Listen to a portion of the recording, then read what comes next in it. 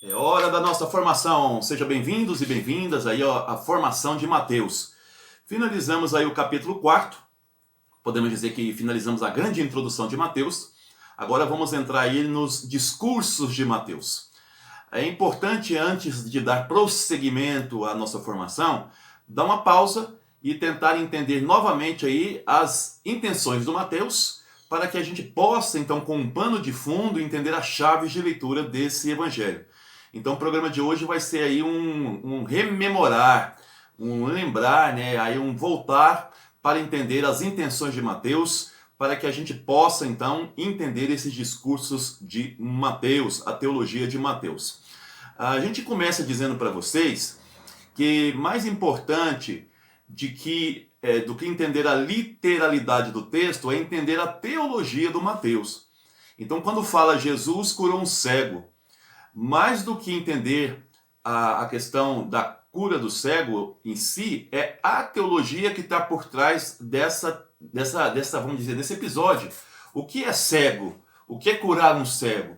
Aí nós estaremos diante da teologia de Mateus. Então, aprender Bíblia é aprender a teologia de cada evangelista.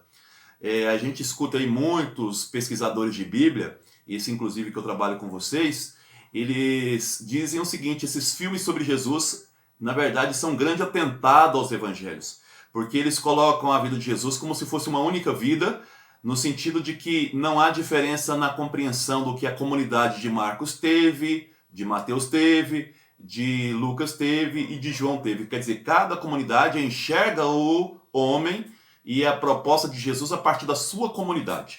Então a comunidade, ela é fundamental para entender o evangelho. É em cima das necessidades da comunidade, dos problemas da comunidade, que o evangelista vai escrever. Vai olhar para Jesus, levando a mensagem de Jesus para essa comunidade. Então é muito importante entender quais são as necessidades da comunidade e, portanto, a teologia do evangelista está por trás dessa necessidade da comunidade, olhando para trás, olhando para Jesus, ok? Isso é um ponto fundamental para nós aqui. Um outro ponto que a gente quer estabelecer é que, já falamos isso para vocês, hoje é memória das aulas passadas, que os evangelhos nascem como obras anônimas, sem títulos, sem capítulos, sem versículos. É apenas no século II que a tradição vai dando o nome a esses evangelhos. A tradição do século II chamou esse evangelho de Cata Mateu, quer dizer, evangelho de Mateus. Evangelho como boa notícia. Esse termo nem é cristão. O Império Romano já usava as boas notícias, evangelho, né, como boa notícia. Então, a boa notícia trazida aí por Mateus para a comunidade. Que boa notícia é essa? O próprio Jesus. A própria mensagem de Jesus vai ser essa boa notícia.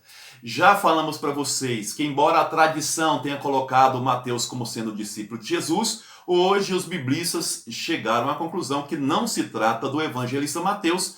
Basta observar alguns detalhes importantes. Primeiro, Mateus ele escreve utilizando Marcos como fonte, a fonte que, daqui a pouco vamos retornar isso aí, e outras fontes. Se o Mateus fosse o discípulo de Jesus, ele não precisaria usar fontes. Ele tinha sido testemunha ocular, bastava ele escrever aquilo que ele viu e ouviu. Ele não fez isso. O que mostra que o Mateus, escritor do evangelho, não é o mesmo discípulo de Jesus, tá?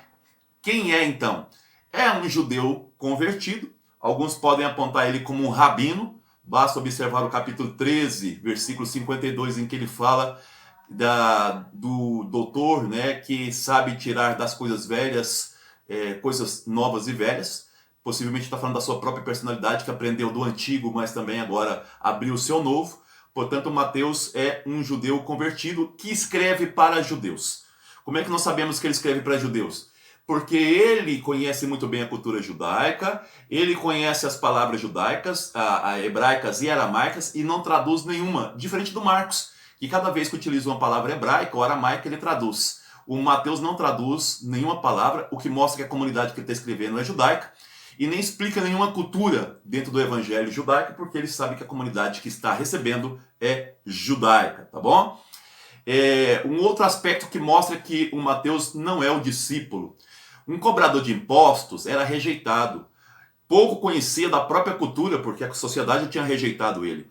Ele não conheceria tantas nuances da cultura judaica sendo um cobrador de impostos. O Mateus é o que mais explica bem a lei, o que nos remete aí que possivelmente foi até um rabino, um grande doutor da lei judaica, tá bom?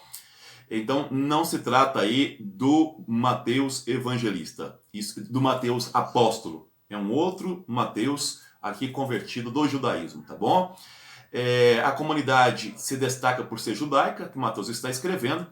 O Mateus ele usa o Evangelho do Marcos como base. O Marcos tem 661 versículos.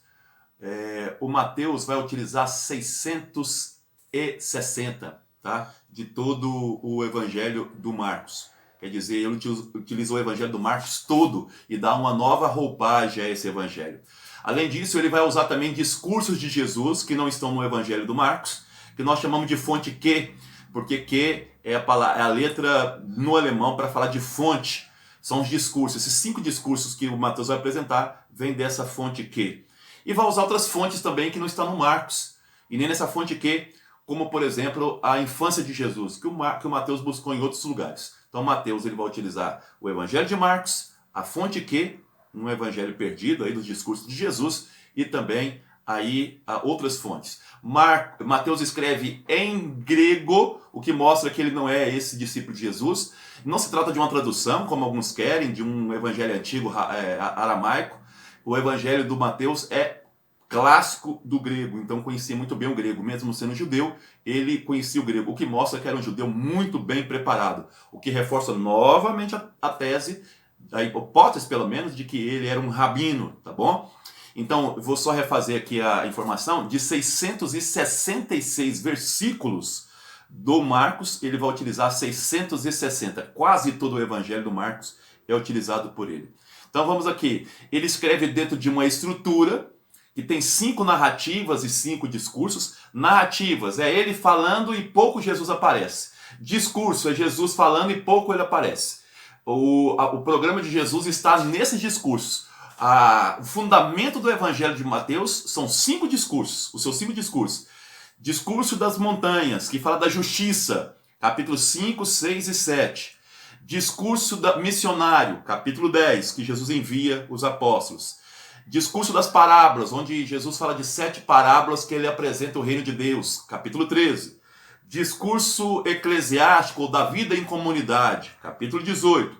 E discurso escatológico, que é o capítulo 23 a 25. São esses 5 discursos que são importantes dentro da estrutura do Evangelho de Mateus para entender o programa de vida de Jesus para as comunidades. É nisso que nós vamos nos prender aqui no nosso curso. Vamos aqui então a algumas temáticas dessa teologia de Mateus. Primeira é o reino dos céus.